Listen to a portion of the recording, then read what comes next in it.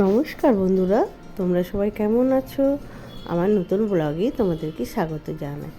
আর দেখো, আমি সকাল সকাল তোমাদের কাছে একটা ভিডিও নিয়ে চলে এলাম। তো আজকে হচ্ছে ভূত চতুর্দশী। তো আজকে 14 রকম শাক খেতে হয়, 14টা প্রদীপ জ্বালতে হয়।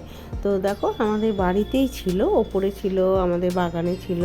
হ্যাঁ, সেই সব শাকগুলো আমি আর কাজের বউ মিলে কালেকশন করলাম। তো দেখো কত রকম শাক, 14 রকমের বেশিও হয়ে গেছে।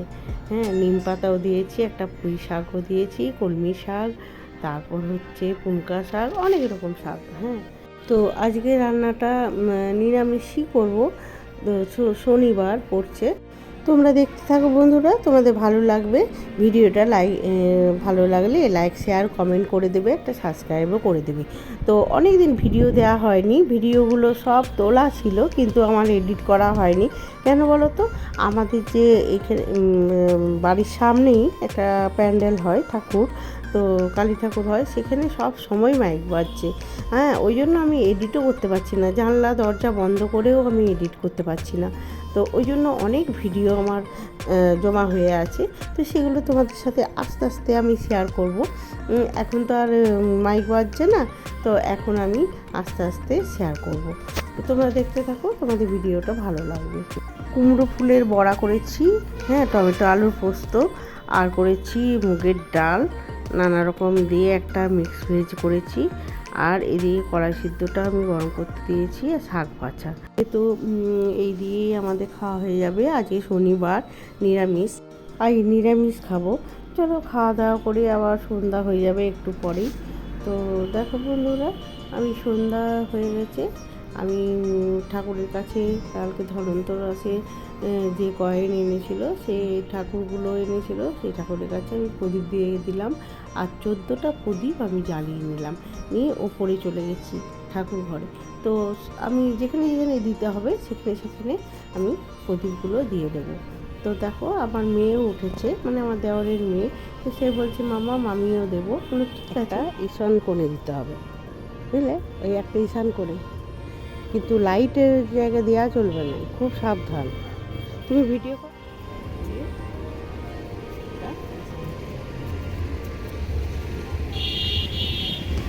তার আছে না, তারগুলোতে রেখে দিতে হবে। আর একটা হচ্ছে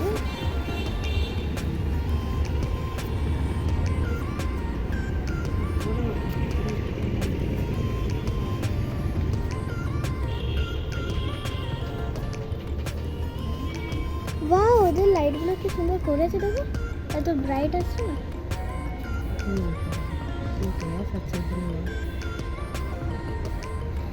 কার্ড আছে না, গরম হয়েছে। ওই মধ্যখানটা দিকে চলো, মধ্যখানটা দিকে চলো। ওই আস্তে আস্তে হাতে লাগাও না। লাগছে, লাগছে, মাঝে দাও, আস্তে আস্তে। হ্যাঁ, চলো চলো, দেখে চলো। দেখে বললো না, তুমি পারবে না, আস্তে আস্তে দিতে হবে। আগুন না, দাও, এখানটা দাও, দাও। তুমি ঠাকুমা দাদুকে নমস্কার করো। আর যেখানে আছো আমাকে তো আমার মেয়েটা তো ছোটো, ওই জন্য ওকে দেখিয়ে দিচ্ছিলাম যে এইভাবে দিতে হয়। তো আমরা প্রদীপ জ্বালিয়ে নিচ্ছি, হ্যাঁ, চুমকিও আছে। তো আমরা সবাই মিলে 14 প্রদীপ দেওয়া হয়ে গেল। তো এবার একটা নিচে দেবো, নিচে তুলসীর তলায় দেবো, আর একটা দেবো ডাস্টবিনের কাছে। যেগুলো যেগুলো নিয়ম সেগুলো মেনে চলছি যতটা পারছি, কিন্তু জানি না, হ্যাঁ, কোনটা সঠিক কোনটা বেঠিক। আর একটা ঘিয়ে প্রদীপ করেছিলাম, সেটা হচ্ছে মা লক্ষ্মীর কাছে দিতে হবে।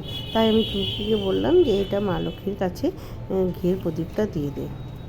আর আজকে দেখো, আলোয় আলোকিত, চারদিকে আলো আলো, হ্যাঁ, কি সুন্দর লাগছে না? হ্যাঁ, চাঁদ, সব প্রত্যেকটা বাড়িতে লাইট দিয়েছে। কেউ কোন দিকে? ডাস্টবিনের কাছে। ডাস্টবিন? হ্যাঁ, ডাস্টবিনে কেমন? হ্যাঁ, দিতে হয়। আর কি দেবো বলো তো বাবু? আর দুটো প্রদীপ আছে, চলো নিচে যেয়ে দিয়ে দিই। তো নিয়মগুলো তো মেনে চলতে হবে। আমার ঠাকুর ঘরে আমার যে নিচে রুমে যে ঠাকুর আছে সেখানেও প্রদীপ দিয়ে দিয়েছি। তো এই দুটো দেবো, একটা দেবো তুলসী মন্দিরে আর একটা দেবো ডাস্টবিনের কাছে। তো দেখো তুলসী মন্দিরে আমি প্রদীপটা দিয়ে দিয়েছি। আবার উপরে চলে এলাম, তোমাদেরকে একবার চারদিকটা ঘুরিয়ে ঘুরিয়ে দেখিয়ে দিই। দেখো, আর চুমকি গোপালকে শয়ন শীতল দিচ্ছে। ভিডিওটা বেশি বড় করব না, এখানেই শেষ করছি। ভালো লাগলে লাইক শেয়ার কমেন্ট করে দেবে, একটা সাবস্ক্রাইবও করে দেবে।